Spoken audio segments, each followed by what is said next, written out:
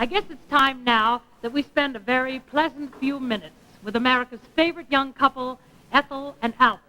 Now, of course, that means a delightful scene written by Miss Peg Lynch and played expertly by Peg herself, and Albert, of course, is played by Mr. Alan Bunce. So come on, now let's all of us go over to 444 Edgecombe Road at Sandy Harbor and have a nice visit with Ethel and Albert.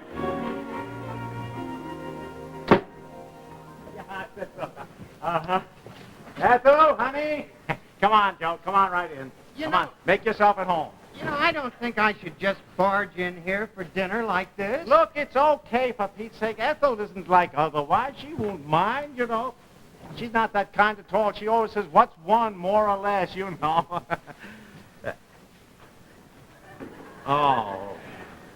Well, I guess she's straightening up a little bit. I think I better go on. No. Now, look, I asked you for dinner, and by golly, you're going to have dinner. Here, give me your coat. Sweetheart? You sure she won't care? Ethel? No, for Pete's sake. Ethel, honey, come here. Well, just a minute. I've been on my feet all day, and I'm dead tired now. Just a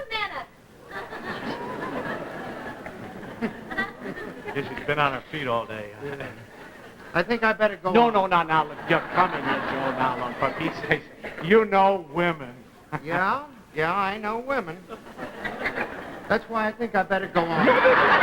Look, Joe, look, she's probably got something on the stove that she can't leave for a minute, that's all. Look, how'd you like to go wash up? No, I washed up just before I... Well, maybe I better.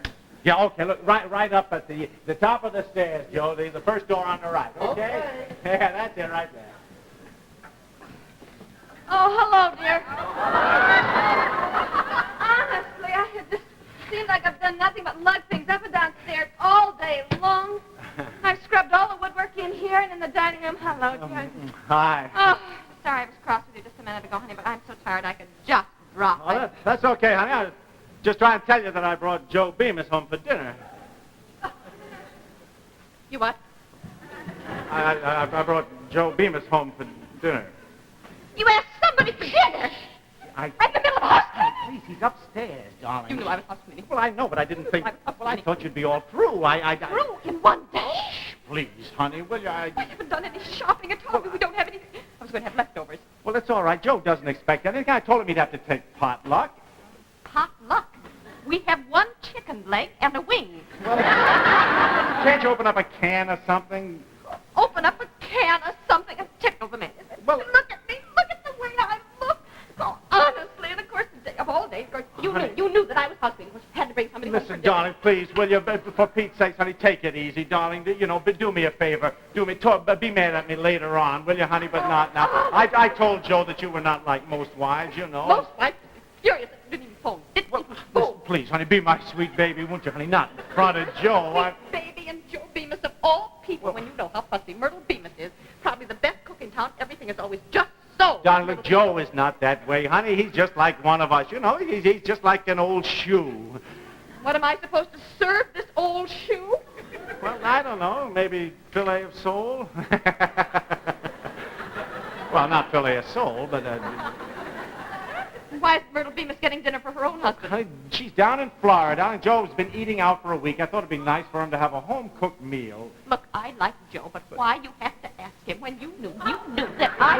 Look, You just... Oh, honey, is Joe now? Hello, Joe. Well, it's nice to see you again. I'm afraid I barged in here at kind of the wrong time. Oh, no, indeed. I should say no. I know how Myrtle is when she's house cleaning. Well, I don't mind if you don't. No, I don't care. I was just telling Al here. I just don't want you to go to any extra trouble. Oh, well, you're no trouble at all. No, what's one more or less? One more there. Didn't I tell you, Joe? Yeah. Sit down, Joe. Here. Help. Some of these books out of the way. Art just insisted that I come out. He wouldn't take no for an answer. Here, sit down, Joe. Quick. Thanks. There. Just push them back now if they get in your way. It's very comfortable. Yes, well, that's good. Well. Would you like a drink to start with? Yeah, fine. tomato juice or fruit juice?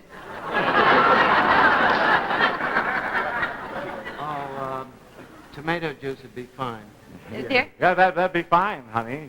Tomato juice? Tomato juice, yeah. Well, you entertain the guests then, and I'll go out and get Yeah, dinner all right. started. Now, I don't want to be thought of as a guest, just one of the family. Just one of the Little woman. Well, yeah, didn't I told you everything be okay, didn't I? Ah. Well, how's business? Oh, so. How's it with you? Oh, just about same. Yeah, usually slumps in the spring. Yeah, uh-huh. Picks up in the fall. Paul, yeah. Uh-huh. Well. Myrtle having a good time down in Florida? Oh, she didn't go for a good time. Her mother broke her leg.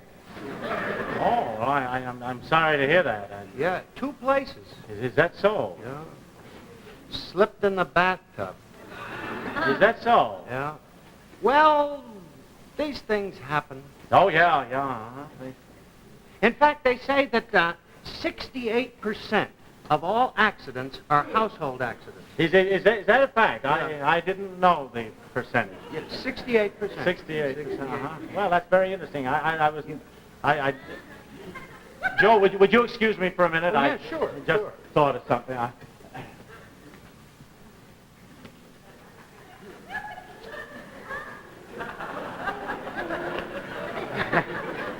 What were we saying, Joe?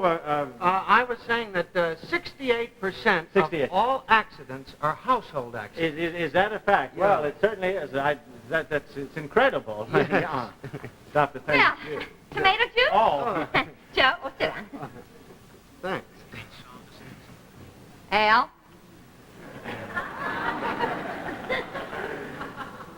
Well, I'm afraid we're going to have to eat on the card table in here tonight. The kitchen and the dining room are kind of a mess, if you don't mind, Joe. Oh, no, just treat me like one of the family. Don't go to any trouble. Don't put on any frills for me. No frills. No frills. Well, it's wonderful that Albert brought you up because you know those trunks in the basement, dear? Here, let me, dear. Oh, yes. You know those trunks in the basement we were going to carry up to the attic tonight? They're lots heavier than I thought. I don't think I'll be able to help you. Oh, well, honey, we can do that any time, dear. The men are coming to put in the home freezer tomorrow. Well, honey, Gotta have the trunks taken up. Well, they could push them back, but it'd be nice to have it done, you know. Our basement is so small, you know. No, I don't think... You know those old corduroy pants of yours?